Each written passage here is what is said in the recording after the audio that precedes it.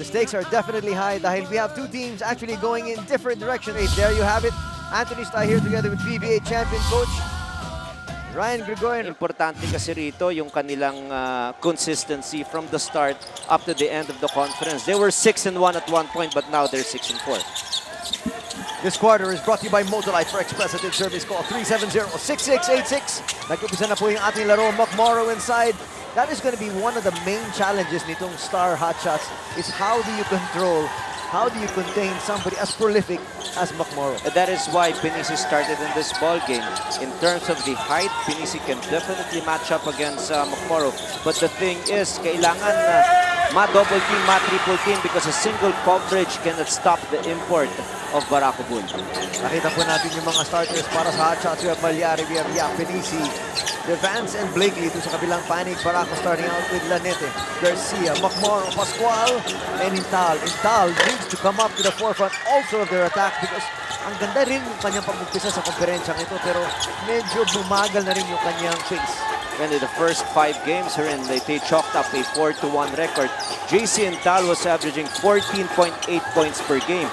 But in the last 5 games herein, they're 2-3, 8.2 lamang ang kanyang ini-score. JDB comes up with a three-point shot brought to you by PLDT Home DSL triple play plans, and he's picking up where he left off last game. He had a total of 19 points against Stock and Text and shot 4 out of 4 from the three-point area. So he's now 5 out of 5 in his last 5 attempts. Why is he starting in this ball game? It is because he's a good floor spacer, and if he has a small guy against him, he can back his man down and score in the post. Not to mention, pwede rin siyang tumulong dun kay Macmoro sa loob. Oh, yes. Kasama nga ni Nick Pinisi. Going inside, Blakely with the stuff! At nagbabalik tayo dito sa Smart Araneta Coliseum para sa laban ng Star Hotshots at ng Barako Bull. Star Hotshots getting off to a fantastic start here. They're up 5-0. At dito mo si Coach Koy not letting anything, not leaving anything to chance. Timeout siya kagad. But it's going to be very frustrating if you're Coach Koy. His team started very flat, allowing Pure Foods to score on a 5-0 blitz. He called a timeout and they proved to be unproductive again. On the other side, fast break situation and one opportunity for Blakely and he completes it. 8-0 start here for the Star Hotshots. Yung galaw kanina yon, that was the Master Guapo move brought to you by Master Face Scrub. Sikreto ng mga guwapo. Now you mentioned earlier whether the confidence level of Barako Bull might have been in question at this point because of the way they've been playing the last 3 games. And parang may uncertainty sila in the first 2 minutes of action. Buti na lang nakashoot na ron si RR Garcia. You know, I've covered their first 3 games and ibang klase yung confidence level nga na pinakita nila. You know, when they're stepping onto the court dahil kasama nila si Macmoro, they think and they thought, I guess, they can take up just about anybody. There's another 3-point shot brought to you by PLDT Home DSL triple play plans. Pero ngayon, you can see it in their eyes. Medyo nagdududa nga sila. Doubt is definitely written all over their faces right now. And with an import kasi who stands at more than 7 feet, malaki yung kumpiyansa mo na tumira at makakuha ng rebound. Pero more than that, yung contribution mo rin yun ang nagkukulang ngayon para rito sa locals ng Barako. Inside, outside basketball. Lanete. They swing it around once again. Macmoro asking for it. He feels he can take on the defense. Shot clock is at 3. They put it up. Another board. And another opportunity here para sa Barako Bull. Pascual on the outside. Takes it all the way inside and he gets blocked. Lanete from the outside can't get it to go. Pascual comes up once again with another offensive rebound. Third time the charm? No. Pascual again finds Lanete. Third offensive rebound in 1 play for Ronald Pascual. The activity is what Coach Koy Banal is asking from his players. Not a lot of movements offensively. At this point, they're scouted on their points of attack. That's the 3rd time they've shot from the 3-point area. Finally, Lanete hits nothing but the bottom of the net. That brings them within 6, but still an 11-5 advantage enjoyed here by Star early. Only 4 minutes gone and napaka-fluid na ng opensa na pinakikita ng Star. Well, if there's one thing, and another 3-pointer there for James Yap, the 3rd already for Star Hotshots in the first quarter alone. In their first 7 games, they only averaged 86 points per game. pagdating sa kanilang opensa. But they exploded with 105 against Talking Tech. So you are correct. Very fluid na yung kanilang execution. And their confidence level every time they take their shots is at an all-time high. Right now, let's check in with Erica. First things first para sa Barako, they have to focus man-to-man, one-on-one. Sabi ni Coach Koy, they need to pressure them and hold them down as much as they can. So they can push Star to work. Key is the activity level for the Star Hotshots. Pagtrabahuhin daw sila, paggurin sila para malusot nila ang kanilang sariling diskarte. Balik sa inyo. Thanks a lot, Erica. We can see here, Macmoro trying to lead the charge, even in the offensive break. Bigay ka agad doon sa gwardiya. Sabi niya, tira mo agad dahil nasa ilalim naman ako eh. Blakely loving this matchup against whoever. He was able to score off the outstretched arm of Macmoro. He's got 7 points already out of the 16 scored by the Star Hotshots. He's just too quick for Macmoro to be able to stay in step with him.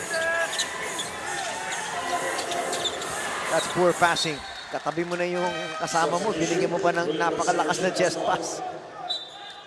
Hindi maganda yung execution nila ron, and they're trying to look for Macmoro underneath the basket because of obvious reasons. He's got the height advantage against anyone. But every time he gets to that painted area, yung collapsing defense ng Star Hotshots, talagang nagko-collapse all the time. And look at this. They're just knocking it in from the outside. The fourth connection right from the three-point area for the Star Hotshots. I don't think they've missed from three-point country yet. Yeah. This the biggest lead of the ball game. Macmoro is going to be called for traveling. Medyo talaga nahihirapan siya dito sa physical defense na ginagawa ni Mick Pinisi. Well, this is the problem when the pass is an overhead pass. It takes so time for the ball to travel to your designated spot. By that time, there's an automatic baseline help provided by Malyari. And as soon as Macmoro gets that ball, hirap na siya dahil ang dami nang bumabantay sa kanya. Look at that speed once again of Malyari getting away from Macmoro, laying it up on the other side. This now the new biggest lead of the ball game at 21-7. And a little over 6 minutes only gone by here, and Star Hotshots has a total of 21 points already. It was only 5-0 when Coach Koy wanted to break the momentum. He called an early timeout, but it's not enough. Working on all cylinders is the offense of the yellow shirts. Ngayon, pinagdadasal niya na tumimeout na daw si Coach Tim Cone dito. This action-packed play brought to you by Gulf Pride. 40+ champions choose Gulf. Nakabawi naman doon sa kabilang panig si JC Intal. And what a nice athletic play there for JC Intal. He just went airborne. Parang nagkape pa siya pagdating doon sa taas. Hindi niya ininda yung depensa ni Mick Pinisi. Intal will pick up a personal. Sticking too close there to JDV. Watch it here once again. Ganda nga nung kanyang ba't inilag pa eh? They swing it around once again. Malyari. Looking for the opening. Swings it to the opposite side. JDV, yes! They are just smoking hot from three-point country. Already the 6th point there for JDV. And the 5th three-pointer for the Star Hotshots team. What a fantastic start in Tim Cone. Very pleased, just sits down, says, wala na akong magagawa. Mukhang ine-execute yung lahat ng gusto kong gawin. Especially because he knows his team as a very good defensive team. They're actually 4th in terms of points allowed. But yung opensa, yun ang nagkukulang sa kanila in their first 7 games. But now, it's just so smooth. They've been scoring every time they launch a shot. And even James Yap, who only scored 3 points in their game against Talking Tex, now has a total of 5 points across his name. Picking up that offensive rebound, turning around and putting it in. Actually, yung 3-point shot ni Mick Pinisi, that was halfway down already. Niluwalan ng konti. Oo nga eh. Unang mintis nila yon. Pero if you're Coach Tim Cone, you will not complain because there's still 5 out of 6 from the 3-point area. Trying to go inside. Look at Blakely go up and get it. Pinisi for another 3. Short that time. That was like a heat check for the entire Star squad. Oo. Intal thought about it. Sabi natin kung mainit din ako, pero inisip niya muna, let's go into Macmoro, who's going to be fouled by Jade Vance.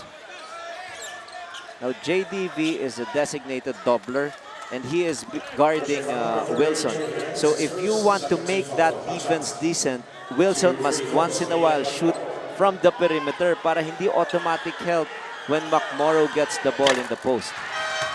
McMorrow's got to make these free throws, though. He's being choked up defensively. Mick Penisi is now going to be replaced as Mark Pingris checked in for the very first time. Now, if you're Coach Koy Banal, you might want Mark Pingris inside because he does not have range as far as from the three-point area, unlike Mick Penisi. So kung ikaw naman si McMorrow, instructions mo lang is just stay in the paint. Whoever wants to attack, just be there and offer help. That's exactly what happened there in that particular play. And on the other side of the coin, when they come down on offense, now you don't have a big body like Mick Penisi banging on you anymore, so you might be able to try to take advantage. Tama yun. On the outside, yeah, for another three. Short. At yun, kita mo, wala nang kalaban si McMorrow dun sa rebound. Kanina kasi bumabangga-pangga pa si Mick. Bennett thought about it. There's Pingris. And sinasabi ni McMorrow, you can hand it to me now. That is not really his spot. Having to orchestrate and work from the outside, and he's going to pick up a foul. Well, when Mick Penisi was inside, he was really pushing McMorrow outside his comfort zone. But since Ping is a little lighter, kayang-kayang banggain ngayon ni McMorrow yan. And just, you have to appreciate the activity of McMorrow. He gets that ball, can dribble more than 4 times, and can launch his shot. He's a decent free throw shooter too, shooting close to 70%. And ang kailangan lang talaga, konting suporta from the locals dahil it's all McMorrow so far for Barako. McMorrow made the first, the second in and out. 26-13 po ang ating talaan. Blakely gets away once again inside. Foul and one opportunity. So how frustrating is that for Coach Koy? It was after a missed shot, but his players were not quick enough to defend the transition. If you're Wilson, you want to spot and locate Blakely right away wherever he is. Just push him out of his comfort zone, but unfortunately, that's the second three-point play for Marcus Blakely here in the first quarter. He's got 10 points already, 29-13 ang ating talaan. Under 3 minutes still to go and already 29 points on the board para sa Star Hotshots. Napakaraming puntos sa kanila at ang dami ring turnovers nitong Barako. There's Blakely once again. Good defense that time by Intal. Just look at his numbers. 10 points, 4 out of 5 field goal shooting and 1 block shot. Kaya niya naman kinukuha sa quickness department dahil alam niya hindi ganun kabilis si McMorrow. So it's really up for the locals who's match up against him to put a body in front of him. Once again, Blakely tries to score. A foul is going to be called, and he will head to the line for 2 more free throws. McMorrow's second personal foul. Things might just turn from bad to worse para dito sa kapunan ng Barako Bull. Tama yun dahil McMorrow is not even guarding Marcus Blakely. Has 2 fouls already, all coming from the weak side help. So pag ganun pa at magkaroon pa siya ng isa pang foul dito sa first quarter, puwersado na si Coach Koy na palitan ang kanyang higanting import. I think he might be forced to keep him in there just for a few more minutes. And the only reason is because they're down by 18 points. If you replace him at this point, lalong mamamaga itong kalamangan na to eh. Taha in the ball game for the very first time. They need a bigger body. Intal for 3. Yes! Now that's an important shot. If there's a situation wherein Barako has an advantage, it is Wilson against PJ Simon. That's on the offensive end. But again, after a made shot, a wide open layup in transition for Star Hotshots, ganito yung mga coaches na talagang magagalit ka ng husto eh. Intal looking for back-to-back 3 short that time. Well, actually, mautak yung ginawa ni Malyari because he knew already 2 personal fouls. Ito si McMorrow sabi niya, sige, challenge me. Token resistance. You might pick up your third. Tama. Bing, inside, masyado malakas. But this is definitely part of the game plan of Coach Tim Cone. As soon as they get the rebound, they will not even think of half-court execution. They will attack Barako's defense with reckless abandon because papagurin rin nila itong import na si Macmorrow. Look at this, trying to come up with a three-point shot. Blakely, he was trying to join the three-point parade. Why not? They were 5 out of 8 prior to that shot. Simon gets away. No, they're going to say he took more than a few steps. This is one guy also who played so well against Talking Tex. Prior to that game, he was only good for 5.2 points per game, but he exploded with 15 big points, all coming off the bench. Join the Star Hotshots scoring party. There's that quick double of Macmorrow. Binabanggaan na naman siya ni Taha. A much bigger body as compared to Pingris. Look at that. Blakely gets away with a block. 3 seconds. They had to take that one. Ping with the rebound. Off to Blakely. Blakely off to the races once again. A foul is going to be called. He will head to the line for 2 more free throws. I thought Star Hotshots got lucky there dahil ang feeling ko dun sa tira na yon, goaltending na eh. If we have that slow-mo to take a look at that particular play there, pero no whistle was blue, so tumuloy-tuloy ang laban natin. At yun nga nirereklamo ng coaching staff ng Barako Bull ngayon. 2 free throws, Marcus Blakely. But at the end of the day, we've got Blakely on the line. 2 more free throws. Let's take a look. So Macmorrow was able to find a little opening there. That's definitely a goaltend. The ball was going down. The referees missed that. And Coach Koy had a lot of reasons to complain about that non-call. Lalo na naman namamagay itong lead. 34-16 is our tally. Under a minute remaining dito po sa ating first quarter. Nice look inside. Wilson gets away. Well, they brought in Joseph Yo. They need his firepower and his playmaking chores as well. Oo, tama yan. Dahil yung isang talo nga nila, 11 tira, hindi nakashoot ni isa. Pero nung dalawang huling laro nila, naka-18 na ang average ni Joseph Yo. Pingris, masyado malakas. Nailang na naman siya kay Macmorrow. Macmorrow trying to bring it down. Finds Intal. We're going to go for the last shot here. Macmorrow barreling his way inside for 2. Just showing a lot of aggressiveness there with his points of attack, not waiting for the defense, not even the quick double team that the Star Hotshots did. Umatake talaga, napakalakas, nakakuha ng foul at tuloy-tuloy din sa kanyang pagtira. On the line once again, Macmorrow has taken just so many free throws here, and it looks like he's getting frustrated with the physical play that's going on. He's missed so many free throws already. 2 out of 5 now, make that 2 out of 6. Barako for 3, in and out.